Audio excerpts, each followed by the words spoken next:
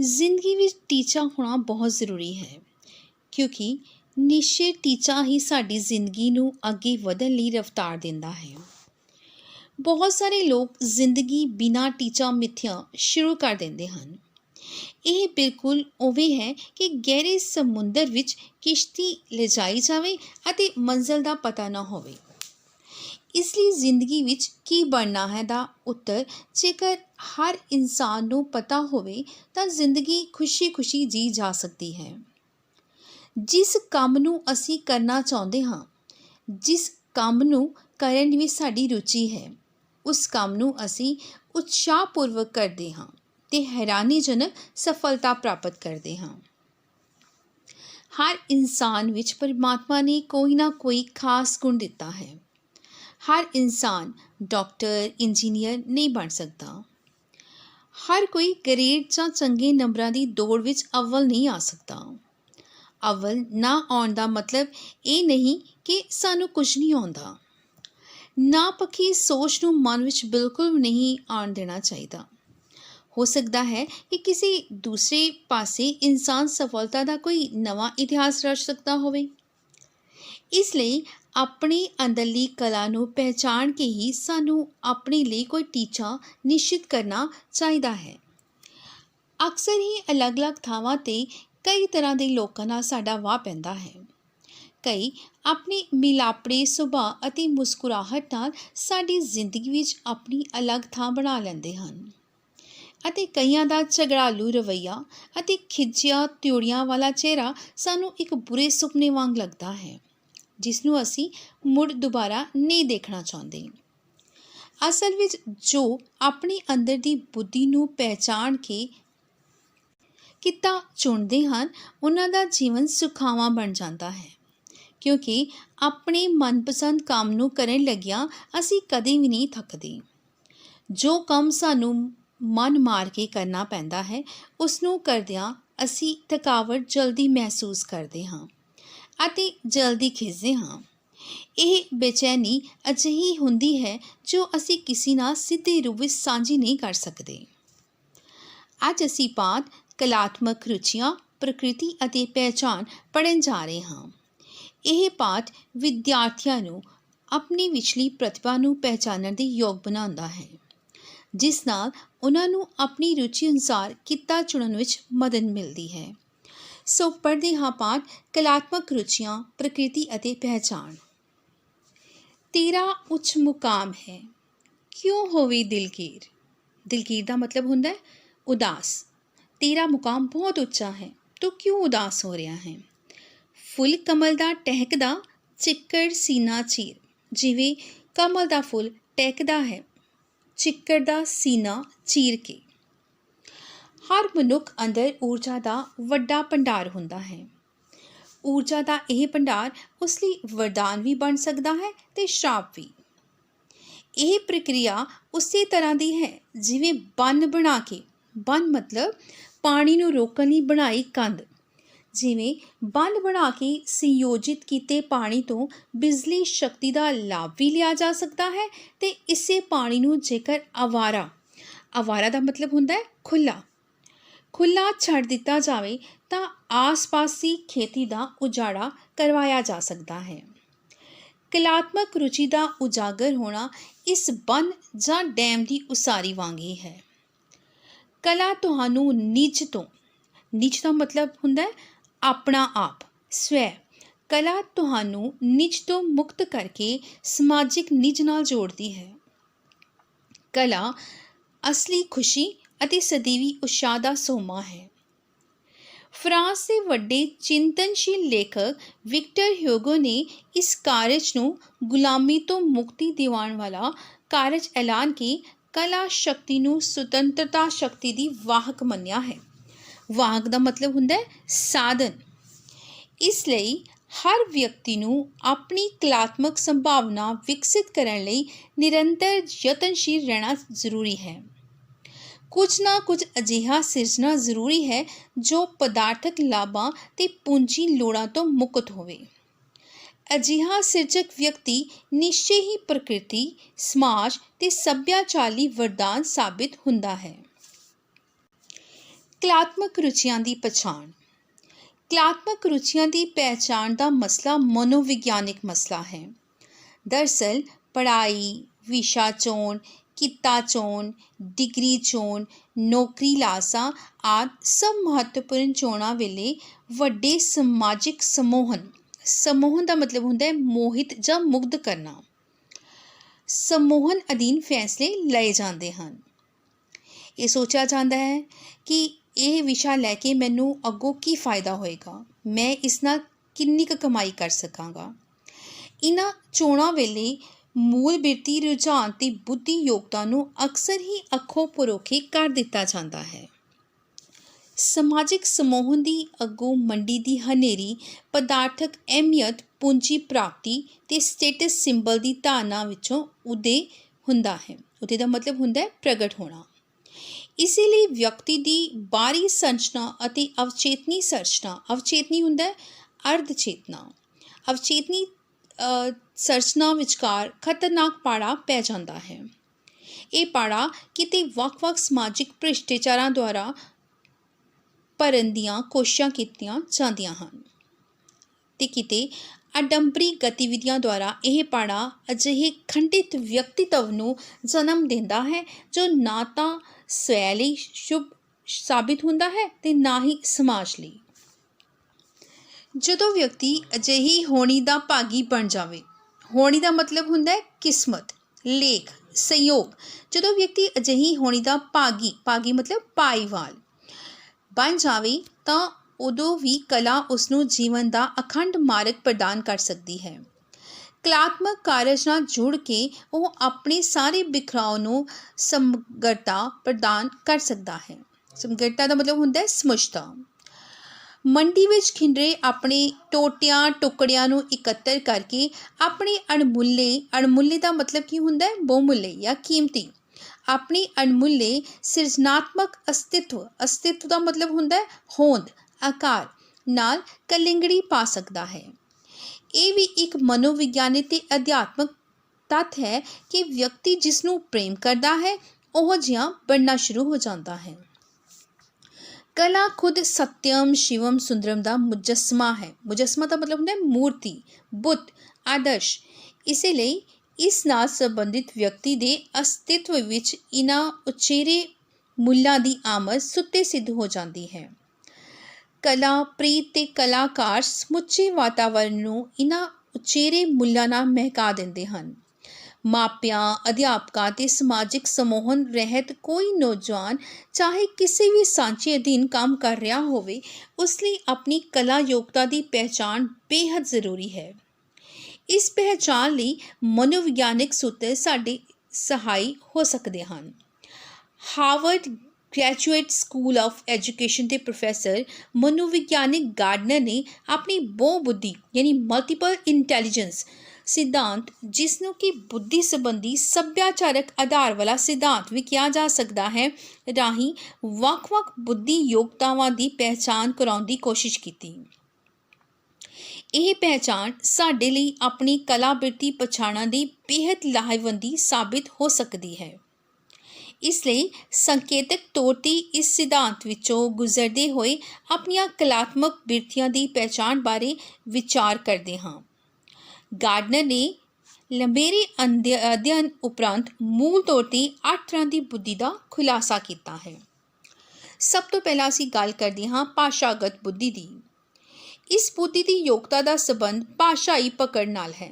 ਜੇਕਰ ਅਸੀਂ ਲੈਕਚਰ ਕਰਨ ਦੀ ਮੁਹਾਰਤ ਰੱਖਦੇ ਹਾਂ, ਸਾਨੂੰ ਪ੍ਰਵਚਨ ਸੁਣਨੇ ਚੰਗੇ ਲੱਗਦੇ ਹਨ, ਕੋਈ ਲਿਖਤ ਪੜ੍ਹ ਕੇ ਸੁਣਾਉਣੀ ਅੱਛੀ ਲੱਗਦੀ ਹੋਵੇ, ਸ਼ਬਦਾਂ ਦੀਆਂ ਬਣਤਰਾਂ ਘਾੜਤਾਂ ਵਿੱਚ ਰੁਚੀ ਹੋਵੇ, ਆਪਣਾ ਪੱਖ ਕਿਸੇ ਦੇ ਸਾਹਮਣੇ ਅੱਛੀ ਤਰ੍ਹਾਂ ਰੱਖਣਾ ਆਉਂਦਾ ਹੋਵੇ, ਤਾਂ ਸਹਿਜੇ ਹੀ ਆਪਣੇ ਬਾਰੇ ਇਸ ਨਤੀਜੇ 'ਤੇ ਪਹੁੰਚ ਸਕਦੇ ਹਾਂ ਕਿ ਅਸੀਂ ਭਾਸ਼ਾਈ ਰੁਚੀ ਦੇ ਮਾਲਕ ਹਾਂ, ਭਾਸ਼ਾਈ ਬੁੱਧੀ ਦੇ ਮਾਲਕ ਹਾਂ। ਇਸ ਯੋਗਤਾ ਕਾਰਨ ਅਸੀਂ ਕਲਾਤਮਕ ਜਗਤ ਵਿੱਚ ਕਹਾਣੀਕਾਰ, ਵਾਰਤਾਕਾਰ, ਨਾਵਲਕਾਰ, ਸ਼ਾਇਰ, ਅਨੁਵਾਦਕ ਜਿਹਨੂੰ ਕਹਿੰਦੇ ਆ ਟਰਾਂਸਲੇਟਰ ਵਜੋਂ ਪ੍ਰਵੇਸ਼ ਕਰ ਸਕਦੇ ਹਾਂ। ਇਹਨਾਂ ਖੇਤਰਾਂ 'ਚ ਆਪਣੀ ਪ੍ਰਤਿਭਾ ਨੂੰ ਨਿਖਾਰ ਤੇ ਸੰਵਾਰ ਸਕਦੇ ਹਾਂ। ਅਗਲੀ ਬੁੱਧੀ ਹੈ ਤਾਰਕਿਕ ਗਣਿਤਿਕ ਬੁੱਧੀ। ਇਸ ਬੁੱਧੀ ਦਾ ਸੰਬੰਧ ਸਾਡੀ ਤਾਰਕਿਕ ਤੇ ਗਣਿਤਿਕ ਯੋਗਤਾ ਨਾਲ ਹੈ। ਜੇਕਰ ਅਸੀਂ ਕਿਸੇ ਘਟਨਾ ਦੇ ਪਿਛੋਕੜ ਦਾ ਮਤਲਬ ਹੁੰਦਾ ਹੈ ਪਿੱਠ ਭੂਮੀ, ਜੇਕਰ ਅਸੀਂ ਕਿਸੇ ਘਟਨਾ ਦੇ ਪਿਛੋਕੜ ਵਿੱਚ ਪਏ ਤਰਕ ਜਾਂ ਤੱਥ ਲੱਭਣ ਵਿੱਚ ਰੁਚੀ ਰੱਖਦੇ ਹਾਂ। ਹਰ ਬੱਚੇ ਵਿੱਚ ਇਹ ਗੁਣ ਨਹੀਂ ਹੁੰਦਾ, ਕਈ ਬੱਚਿਆਂ ਦੇ ਵਿੱਚ ਹੁੰਦਾ ਹੈ। ਕਈ ਹਰ ਜਿਹੜੀ ਹੋਈ ਘਟਨਾ ਦੇ ਕਿਉਂ ਹੋਈ, ਕਿਵੇਂ ਹੋਈ, ਇਸ ਬਾਰੇ ਤੱਥ ਬੜੀ ਜਲਦੀ ਲੱਭ ਲੈਂਦੇ ਹੈ। ਜਾਂ ਫਿਰ ਇੱਕ ਘਟਨਾ ਦਾ ਦੂਜੀ ਘਟਨਾ ਨਾਲ ਸੰਬੰਧ ਜੋੜਨ ਦੀ ਰੁਚੀ ਤੇ ਸਮਰੱਥਾ ਰੱਖਦੇ ਹਨ। ਸਵਾਲ ਉਠਾਉਣ, ਪ੍ਰਯੋਗ ਕਰਨ, ਵੱਖ-ਵੱਖ ਪ੍ਰਕਿਰਿਆਵਾਂ ਦੀ ਤਹਿ ਤੀਕ ਜਾਣ, ਗਣਿਤਿਕ ਸਮੱਸਿਆਵਾਂ ਨੂੰ ਹੱਲ ਕਰਨ, ਤਰਕ ਵਿਤਰਕ ਕਰਨ ਦੀ ਰੁਚੀ ਤੇ ਸਮਰੱਥਾ ਰੱਖਦੇ ਹਾਂ ਤਾਂ ਇਸ ਬੁੱਧੀ ਯੋਗਤਾ ਦੀ ਮਾਲਕੀ ਰੱਖਦੇ ਹਾਂ। ਹਰ ਬੱਚੇ ਵਿੱਚ ਇਹ ਗੁਣ ਨਹੀਂ ਹੋਣਗੇ। ਕਈ ਬੱਚਿਆਂ ਵਿੱਚ ਇਹ ਖਾਸ ਗੁਣ ਹੋਊਗਾ ਕਿ ਉਹ ਮੈਥ ਦੇ ਆਪਣੇ ਸਮਸ ਹੈ ਬੜੀ ਜਲਦੀ ਸੋਲਵ ਕਰ ਲੈਂਦੇ ਹੈ। ਕਈਆਂ ਲਈ ਮੈਥ ਇੱਕ ਪੂਰੇ ਸੁਪਨੇ ਵਰਗਾ ਹੁੰਦਾ। ਤਾਂ ਜੇਕਰ ਇਹ ਚੀਜ਼ਾਂ ਇੱਕ ਵਿਦਿਆਰਥੀ ਵਿੱਚ ਹਨ ਤਾਂ ਉਹਨਾਂ ਵਿੱਚ ਗਣਿਤਿਕ ਤਾਰਕਿਕ ਬੁੱਧੀ ਹੈ। ਇਸ ਮਾਲਕੀ ਸਦਕਾ ਅਸੀਂ ਖੁਦ ਨੂੰ ਕਲਾ ਖੇਤਰ ਵਿੱਚ ਵਾਦ ਵਿਵਾਦ ਪ੍ਰਤੀਯੋਗੀ ਬਣਾ ਸਕਦੇ ਹਾਂ, ਕਿਉਂਕਿ ਵਾਦ ਵਿਵਾਦ ਦੀ ਜਿਹੜੀ ਹੈ ਇੱਕ ਖਾਸ ਗੁਣ ਉਹਨਾਂ ਵਿੱਚ ਹੋਏਗਾ। ਕਿਸੇ ਨਾਲ ਪੂਰੀ ਨੌਲੇਜ ਜਿਹੜੀ ਸ਼ੇਅਰ ਕਰ ਸਕਦੇ ਹੋਣਗੇ। ਐਡਵੈਂਚਰ ਨਾਲ ਸੰਬੰਧਿਤ ਕਲਾ ਪ੍ਰੋਜੈਕਟ ਲੈ ਸਕਦੇ ਹਨ। ਗਣਿਤਿਕ ਖੇਡਾਂ, ਕੰਪਿਊਟਰ ਕਲਾ ਅਤੇ ਖੇਡਾਂ ਨਾਲ ਸੰਬੰਧਿਤ ਹੋ ਸਕਦੇ ਹਨ। ਕਲਾਤਮਕ ਖੇਤਰ ਵਿੱਚ ਅੰਕਾਂ ਨੂੰ ਤੇ ਆਕਾਰਾਂ ਨਾਲ ਸੰਬੰਧਿਤ ਨਵੀਆਂ ਖੇਡਾਂ ਵੀ ਈਜਾਦ ਕਰ ਸਕਦੇ ਹਾਂ। ਦ੍ਰਿਸ਼ਟੀਗਤ ਸਪੇਸਗਤ ਬੁੱਧੀ। ਇਸ ਬੁੱਧੀ ਦਾ ਸੰਬੰਧ ਸਪੇਸ ਵਿੱਚ ਨਿਰਮਿਤ ਵਸਤੂਆਂ, ਤਸਵੀਰਾਂ, ਆਕਾਰਾਂ ਨੂੰ ਰੁਚੀਪੂਰਵਕ ਦੇਖਣ, ਸਮਝਣ ਤੇ ਵਿਚਾਰਨ ਨਾਲ ਹੈ। ਜੇਕਰ ਸਾਡੀ ਰੁਚੀ ਨਕਸ਼ੇ, ਗ੍ਰਾਫ ਬਣਾਉਣ ਵਿੱਚ ਹੈ, ਗਲੋਬ, ਤਸਵੀਰਾਂ, ਦ੍ਰਿਸ਼ ਕਲਾਵਾਂ ਪ੍ਰਤੀ ਆਕਰਸ਼ਿਤ ਹੁੰਦੇ ਹਾਂ। ਕਿਸੇ ਨੂੰ ਦੇਖ ਕੇ ਉਸਦੀ ਆਕ੍ਰਿਤੀ ਨੂੰ ਦਿਮਾਗ 'ਚ ਤਸਵੀਰ ਬਣਾ ਕੇ ਸਾੜ ਸਕਦੇ ਹਾਂ ਜਾਂ ਉਸਦੀ ਤਸਵੀਰ ਨੂੰ ਲਕੀਰਾਂ ਰਾਹੀਂ ਉਕਰ ਸਕਦੇ ਹਾਂ। ਕਿਸੇ ਰਸਤੇ, ਥਾਂ ਜਾਂ ਸ਼ਹਿਰ ਬਾਰੇ ਸਮਝਾਉਣ ਵੇਲੇ ਤਸਵੀਰ ਜਾਂ ਨਕਸ਼ਾ ਬਣਾ ਕੇ ਸਮਝਾਉਣ ਦੀ ਯੋਗਤਾ ਰੱਖਦੇ ਹਾਂ। ਜੇਕਰ ਸ਼ਤਰੰਜ, ਲੂਡੋ ਆਦਿ ਖੇਡਾਂ ਖੇਡਣ ਵਿੱਚ ਰੁਚੀ ਤੇ ਮੁਹਾਰਤ ਰੱਖਦੇ ਹਾਂ। ਟੀਵੀ ਉੱਪਰ ਕਾਰਟੂਨ ਵਧੇਰੇ ਦੇਖਦੇ ਹਾਂ। ਰਸਤੇ ਵਿੱਚੋਂ ਗੁਜ਼ਰਦਿਆਂ ਇਮਾਰਤ ਸਾਜੀ ਦੀ ਰੂਪ ਰੇਖਾ ਉੱਪਰ ਵਧੇਕ ਧਿਆਨ ਦਿੰਦੇ ਹਾਂ। ਹਰ ਕੋਈ ਨਹੀਂ ਇਹ ਸਭ ਕੁਝ ਕਰਦਾ ਹੁੰਦਾ। ਜਿਹਦੇ 'ਚ ਇੱਕ ਖਾਸ ਤਰ੍ਹਾਂ ਦੀ ਬੁੱਧੀ ਹੁੰਦੀ ਹੈ, ਸਿਰਫ ਉਹ ਇਹਨਾਂ ਚੀਜ਼ਾਂ ਵੱਲ ਧਿਆਨ ਦੇਵੇਗਾ ਕਿ ਇਹ ਇਮਾਰਤ ਬਣਾਈ ਗਈ ਹੈ ਤਾਂ ਇਸ ਇਮਾਰਤ ਦੀ ਰੂਪ ਰੇਖਾ ਕੀ ਹੈ, ਜਾਂ ਇਹ ਜਿਹੜੀ ਰੋਡ ਬਣੀ ਹੋਈ ਹੈ, ਸੜਕ ਬਣੀ ਹੋਈ ਹੈ, ਇਹ ਕਿਸ ਪਾਸੇ ਨੂੰ ਜਾਂਦੀ ਹੈ। ਆਸਾਨੀ ਨਾਲ ਜਿਹੜਾ ਹੈ ਉਹ ਨਕਸ਼ਾ ਬਣਾ ਸਕਦੇ ਹਾਂ। ਤਾਂ ਨਿਸ਼ਚਿਤ ਹੀ ਅਸੀਂ ਇਸ ਬੁੱਧੀ ਯੋਗਤਾ ਦੇ ਮਾਲਕ ਹਾਂ। ਕਲਾ ਦੇ ਖੇਤਰ ਵਿੱਚ ਸਾਨੂੰ ਚਿੱਤਰਕਾਰੀ, ਮੂਰਤੀਕਾਰੀ, ਕਾਰਟੂਨਕਾਰੀ, ਗ੍ਰਹਿ ਸਜਾਵਟ, ਫਿਲਮਕਾਰੀ, ਮੰਚ ਨਿਰਦੇਸ਼ਨ ਆਦਿ ਵਿੱਚ ਆਪਣੀ ਊਰਜਾ ਸ਼ਕਤੀ ਨੂੰ ਲਗਾਉਣਾ ਚਾਹੀਦਾ ਹੈ। ਸੰਗੀਤਿਕ ਬੁੱਧੀ। ਇਸ ਬੁੱਧੀ ਦਾ ਸੰਬੰਧ ਵਿਅਕਤੀ ਦੀ ਸੰਗੀਤਿਕ ਰੁਚੀ ਤੇ ਕਾਬਲੀਅਤ ਨਾਲ ਹੈ। ਜੇਕਰ ਸਾਨੂੰ ਸੰਗੀਤਿਕ ਧੁਨਾਂ ਆਕਰਸ਼ਿਤ ਕਰਦੀਆਂ ਹਨ, ਅਸੀਂ ਸੰਗੀਤ ਰਾਹੀਂ ਆਪਣੇ ਆਪ ਨੂੰ ਪ੍ਰਗਟ ਕਰਨ ਦੀ ਸਮਰੱਥਾ ਰੱਖਦੇ ਹਾਂ। ਕਿਸੇ ਮੇਜ਼ ਜਾਂ ਡੱਬੇ ਨੂੰ ਲੈ ਕੇ ਰੋਜ਼ਾਨਾ ਦੇ ਕਾਰ ਵਿਹਾਰ ਦੌਰਾਨ ਕੋਈ ਨਾ ਕੋਈ ਤਾਲ ਛੇੜਦੇ ਰਹਿੰਦੇ ਹਾਂ। ਅਕਸਰ ਹੀ ਤੁਸੀਂ ਦੇਖਿਆ ਹੋਊਗਾ, ਤੁਹਾਡੇ ਵਿੱਚੋਂ ਹੀ ਕਈ ਬੱਚੇ ਇਸ ਤਰ੍ਹਾਂ ਦੇ ਨੇ ਜਿਹੜੇ ਇਸ ਤਰ੍ਹਾਂ ਦੀਆਂ ਹਰਕਤਾਂ ਕਰਦੇ ਨੇ ਕਿ ਕੋਈ ਵੀ ਚੀਜ਼ ਸਾਹਮਣੇ ਆਈ ਉਹਨੂੰ ਵਜਾਉਣਾ ਸ਼ੁਰੂ ਕਰ ਦਿੱਤਾ। ਜੇਕਰ ਕੁਦਰਤੀ ਨਜ਼ਾਰਿਆਂ ਵਿੱਚੋਂ ਆ ਰਹੀਆਂ ਸੂਖਮ ਆਵਾਜ਼ਾਂ ਨੂੰ ਪਕੜਨ ਦੀ ਮਹਾਰਤ ਰੱਖਦੇ ਹਾਂ, ਪੰਛੀਆਂ, ਪੱਤਿਆਂ, ਝਰਨਿਆਂ ਦੀਆਂ ਆਵਾਜ਼ਾਂ ਵੱਲ ਵਿਸ਼ੇਸ਼ ਤਵੱਜੋ ਦਿੰਦੇ ਹਾਂ, ਤਾਂ ਸਾਨੂੰ ਆਪਣੀ ਸੰਗੀਤਕ ਬੁੱਧੀ ਦੀ ਕਾਬਲੀਅਤ ਪਹਿਚਾਣ ਲੈਣੀ ਚਾਹੀਦੀ ਹੈ। ਹਰ ਇਨਸਾਨ ਨੂੰ ਝਰਨਿਆਂ ਦੀਆਂ ਆਵਾਜ਼ਾਂ ਅੱਛੀਆਂ ਨਹੀਂ ਲੱਗਦੀਆਂ ਹੁੰਦੀਆਂ, ਹਰ ਇਨਸਾਨ ਨੂੰ ਪੰਛੀਆਂ ਦੀਆਂ ਆਵਾਜ਼ਾਂ ਨਹੀਂ ਅੱਛੀਆਂ ਲੱਗਦੀਆਂ ਹੁੰਦੀਆਂ, ਸਿਰਫ ਕੁਝ ਇਨਸਾਨਾਂ ਨੂੰ ਇਹ ਸਭ ਕੁਝ ਚੰਗਾ ਲੱਗਦਾ ਹੁੰਦਾ ਹੈ। ਜੇਕਰ ਤੁਹਾਨੂੰ ਇਹ ਸਭ ਕੁਝ ਬਹੁਤ ਚੰਗਾ ਲੱਗਦਾ ਹੈ, ਤੁਹਾਡਾ ਧਿਆਨ ਇਹਨਾਂ ਚੀਜ਼ਾਂ ਵੱਲ ਜਾਂਦਾ ਹੈ, ਤਾਂ ਤੁਹਾਡੇ ਵਿੱਚ ਸੰਗੀਤਕ ਬੁੱਧੀ ਹੈ।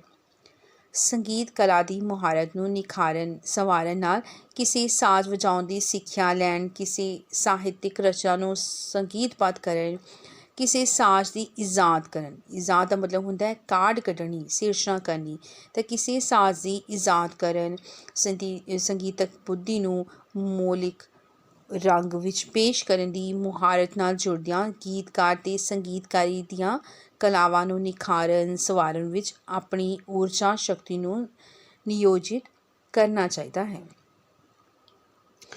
ਅੱਗੇ ਹੈ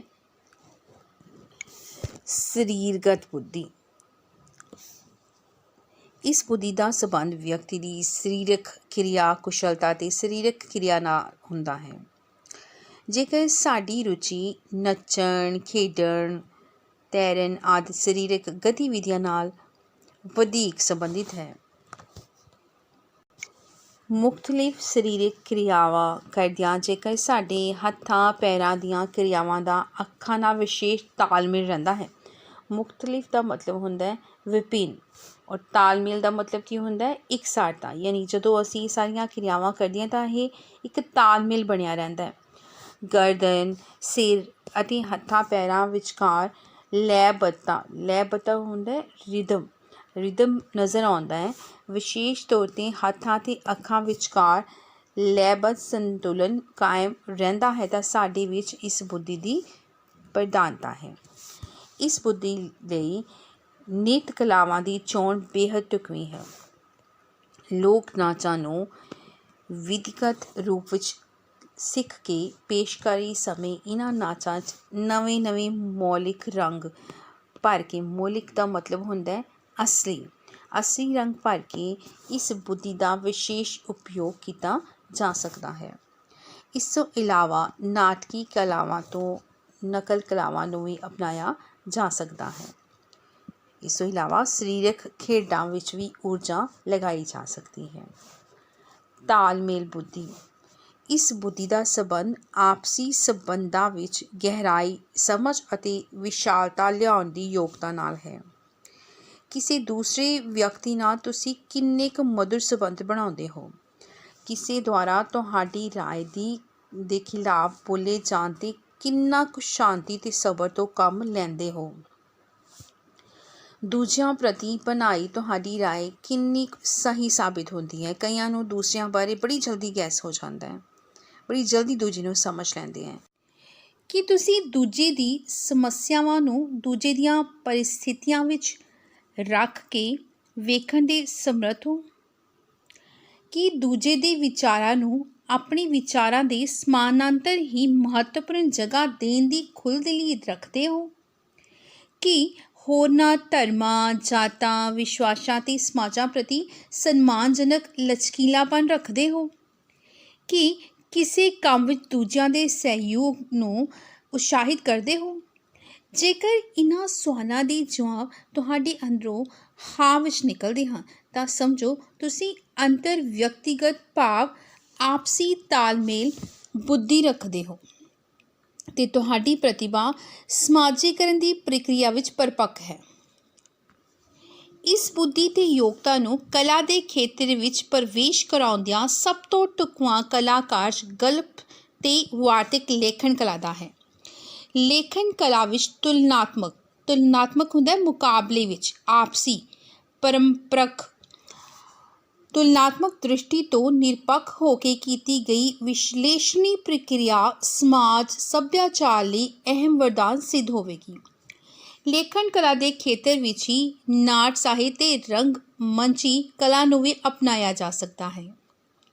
ਸਮਾਜਿਕ ਬੁੱਧੀ ਹੋਣ ਸਦਕਾ ਲਿਖਤ ਕਲਾਵਾਂ ਵਿੱਚ ਸਮਾਜਿਕ ਮੁੱਦਿਆਂ ਅਤੇ ਵਿਅਕਤੀਗਤ ਵਿਚਾਰਾਂ ਉੱਪਰ ਵਾਰਤਕ ਅਤੇ ਵਿਅੰਗ ਲਿਖੇ ਜਾ ਸਕਦੇ ਹਨ। ਇਸ ਬੁੱਧੀ ਯੋਗਤਾ ਸਦਕਾ ਉੱਚ ਪਾਏ ਦੀ ਭਾਸ਼ਣ ਕਲਾ ਨੂੰ ਵੀ ਵਿਕਸਿਤ ਕੀਤਾ ਜਾ ਸਕਦਾ ਹੈ। ਉੱਚ ਪਾਏ ਦੀ ਹੁੰਦੀ ਹੈ, ਉੱਚੇ ਦਰਜੇ ਦੀ। ਸਵੈਮੁਖੀ ਬੁੱਧੀ। ਇਸ ਬੁੱਧੀ ਯੋਗਤਾ ਦਾ ਸੰਬੰਧ ਸਵੈ ਕੇਂਦਰੀ ਰੁਚੀਆਂ ਅਤੇ ਸਮਰੱਥਾਵਾਂ ਨਾਲ ਹੈ। ਜੇਕਰ ਅਸੀਂ ਅਕਸਰ ਹੀ ਆਪਣੇ ਮਨੋਭਾਵ ਕੀ ਹੁੰਦਾ? ਮਨ ਦੇ ਭਾਵ। ਆਪਣੇ ਮਨ ਦੇ ਭਾਵਾਂ, ਖਿਆਲਾਂ, ਸੁਪਨਿਆਂ ਪ੍ਰਤੀ ਚਿੰਤਨਸ਼ੀਲ ਬਣੇ ਰਹਿੰਦੇ ਹਾਂ। ਬਾਹਰੀ ਵਰਤਾਰੇ ਦੀ ਬਜਾਏ ਮਨ ਅੰਦਰ ਵਾਪਰਦੀ ਉਥਲ-ਪੁਥਲ ਪ੍ਰਤੀ ਸੁਚੇਤ ਹੁੰਦੇ ਹਾਂ। ਆਪਣੀ ਆਤਮਿਕ ਹੋਂਦ ਪ੍ਰਤੀ ਵਿਸ਼ਲੇਸ਼ਣ ਕਰਦੇ ਰਹਿੰਦੇ ਹਾਂ, ਤਾਂ ਨਿਸ਼ਚਿਤ ਹੀ ਅਸੀਂ ਸਵੈਮੁਖੀ ਬੁੱਧੀ ਯੋਗਤਾ ਦੇ ਮਾਲਕ ਹਾਂ। ਇਸ ਬੁੱਧੀ ਯੋਗਤਾ ਦੀ ਪਛਾਣ ਕਰਕੇ ਸਾਨੂੰ ਆਪਣੀ ਊਰਜਾ ਦਾ ਰੁਖ ਕੇਵਲ ਕਲਾਵਾਂ ਤਰਫ ਮੋੜ ਲੈਣਾ ਚਾਹੀਦਾ ਹੈ। ਸਾਹਿਤਕਾਰੀ, ਸੰਗੀਤਕ ਮੁਹਾਰਤ, ਚਿੱਤਰਕਾਰੀ, ਮੂਰਤੀਕਾਰੀ ਆਦਿ ਕਲਾਵਾਂ ਵਿੱਚ ਮਨੋ ਸੰਸਾਰ ਅਤੇ ਆਤਮਿਕ ਸੰਸਾਰ ਦੀਆਂ ਪਰਤਾਂ ਅਤੇ ਉਡਾਰੀਆਂ ਨੂੰ ਬਖੂਬੀ ਅਭਿਵਿਅਕਤ ਕੀਤਾ ਜਾ ਸਕਦਾ ਹੈ। ਮਨੁੱਖੀ ਅਸਤਿਤਵ ਨਾਲ ਜੁੜੇ ਬਹੁਤ ਸਾਰੇ ਦਾਰਸ਼ਨਿਕ ਪ੍ਰਸ਼ਨਾਂ ਨੂੰ ਲੈ ਕੇ ਇਹਨਾਂ ਕਲਾਵਾਂ ਵਿੱਚ ਬਹੁਮੁਖੀ ਵਚਿੱਤਰ ਰੰਗ ਪੇਸ਼ ਕੀਤੇ ਜਾ ਸਕਦੇ ਹਨ। ਪ੍ਰਕਿਰਤੀਗਤ ਬੁੱਧੀ। ਇਸ ਬੁੱਧੀ ਯੋਗਤਾ ਦਾ ਸੰਬੰਧ ਵਿਅਕਤੀ ਦੀ ਕੁਦਰਤੀ ਵਰਤਾਰਿਆਂ ਵਿਚਲੀ ਦਿਲਚਸਪੀ ਅਤੇ ਸਮਝ ਸਮਰੱਥਾ ਨਾਲ ਹੈ। ਜੇਕਰ ਅਸੀਂ ਫੁੱਲਾਂ, ਦਰੱਖਤਾਂ, ਸਮੁੰਦਰੀ ਹਲਚਲਾਂ, ਜੰਗਲਾਂ, ਜੀਵ ਜੰਤੂਆਂ ਆਦਿ ਨਾਲ ਸੰਬੰਧਿਤ ਕੁਦਰਤੀ ਵਰਤਾਰਿਆਂ ਨੂੰ ਸਮਝਣ 'ਚ ਰੁਚੀ ਰੱਖਦੇ ਹਾਂ, ਕੁਦਰਤੀ ਸੋਮਿਆਂ ਪ੍ਰਤੀ ਚਿੰਤਨਸ਼ੀਲ ਦ੍ਰਿਸ਼ਟੀ ਰੱਖਦੇ ਹਾਂ, ਕੁਦਰਤੀ ਚੱਕਰ ਪ੍ਰਤੀ ਅਧਿਐਨ ਝੁਕਾਅ ਰੱਖਦੇ ਹਾਂ, ਤਾਂ ਨਿਸ਼ਚੇ ਹੀ ਅਸੀਂ ਇਸ ਬੁੱਧੀ ਯੋਗਤਾ ਦੇ ਮਾਲਕ ਹਾਂ। ਇਸ ਬੁੱਧੀ ਯੋਗਤਾ ਦੇ ਮਾਲਕ ਹੋਣ ਦੇ ਨਾਤੇ ਸਾਨੂੰ ਬਾਗ ਬਗੀਚੀ ਤਿਆਰ ਕਰਨ ਅਤੇ ਐਡਵੈਂਚਰ ਨਾਲ ਸੰਬੰਧਿਤ ਕਲਾ ਕਾਰਜਾਂ ਵੱਲ ਆਪਣੀ ਊਰਜਾ ਮੋੜਨੀ ਚਾਹੀਦੀ ਹੈ। ਉਕਤ ਬੁੱਧੀ ਕਿਸਮਾਂ ਤੋਂ ਇਲਾਵਾ ਗਾਰਡਨਰ ਨੇ ਆਪਣੀ ਅਗਲੇਰੀ ਅਧਿਐਨ ਸ਼ੋਧ ਕਰਦਿਆਂ ਧਾਰਮਿਕ, ਅਧਿਆਤਮਕ ਅਤੇ ਨੈਤਿਕ ਬੁੱਧੀ ਦੀਆਂ ਕਿਸਮਾਂ ਦਾ ਵੀ ਖੁਲਾਸਾ ਕੀਤਾ। ਇਹਨਾਂ ਬੁੱਧੀ ਯੋਗਤਾਵਾਂ ਦਾ ਸੰਬੰਧ ਮਨੁੱਖ ਦੇ ਧਾਰਮਿਕ ਅਤੇ ਨੈਤਿਕ ਮੁੱਲਾਂ ਨਾਲ ਹੈ। ਨੈਤਿਕ ਮੁੱਲ ਹੁੰਦਾ ਹੈ ਕਦਰਾਂ ਕੀਮਤਾਂ। ਇਹ ਬੁੱਧੀ ਯੋਗਤਾ ਮਨੁੱਖ ਨੂੰ ਚੇਤਨਾਤਮਕ ਵਿਕਾਸ ਅਤੇ ਸ਼ੁੱਧੀਕਰਨ ਦੇ ਕਾਰਜਾਂ ਵੱਲ ਪ੍ਰੇਰਦੀ ਹੈ। ਇਹਨਾਂ ਮੁੱਲਾਂ ਵੱਲ ਝੁਕਾਅ ਰੱਖਣ ਵਾਲਾ ਮਨੁੱਖ ਸੁਭਾਵਿਕ ਤੌਰ 'ਤੇ ਹੀ ਪਦਾਰਥਕ ਲੋਭਾਂ ਤੋਂ ਮੁਕਤ ਹੁੰਦਾ ਹੈ। ਪ੍ਰਕਿਰਤੀ ਪੱਖੋਂ ਪਰਉਪਕਾਰੀ ਹੁੰਦਾ ਹੈ, ਦੂਜੇ ਦਾ ਭਲਾ ਕਰਨ ਵਾਲਾ। ਇਹ ਬੁੱਧੀ ਯੋਗਤਾ ਦੀ ਕਲਾ ਕਾਰਜਾਂ ਨਾਲ ਪ੍ਰਕਿਰਤੀਗਤ ਸਾਂਝ ਵੇਖੀ ਜਾ ਸਕਦੀ ਹੈ। ਕਲਾ ਦੀ ਕਿਸੇ ਵੀ ਵੰਨਗੀ ਨੂੰ ਅਪਣਾਉਂਦਾ ਅਜਿਹਾ ਮਨੁੱਖ ਸਹਿਜੇ ਹੀ ਸਤਿਅਮ ਸ਼ਿਵਮ ਦੇ ਮੁੱਲਾਂ ਨਾਲ ਜੁੜਿਆ ਰਹੇਗਾ। ਮਨੋਵਿਗਿਆਨਿਕ ਦ੍ਰਿਸ਼ਟੀ ਤੋਂ ਮਾਨਵੀ ਬੁੱਧੀ ਯੋਗਤਾ ਅਤੇ ਬੁੱਧੀ ਯੋਗਤਾ ਨਾਲ ਸੰਬੰਧਿਤ ਕਲਾ ਕਾਰਜਾਂ ਦੀ ਸੰਭਾਵਕਤਾ ਇਹ ਗੱਲ ਸਿੱਧ ਕਰਦੀ ਹੈ, ਭੀਖਾ ਭੂਖਾ ਕੋ ਨਹੀਂ, ਸਭ ਕੀ ਗਠਰੀ ਲਾਲ। ਗਾਂਠ ਖੋਲ ਨਹੀਂ ਜਾਣਤੇ, ਇਤ ਬਿਧ ਭਏ ਕੰਗਾਲ।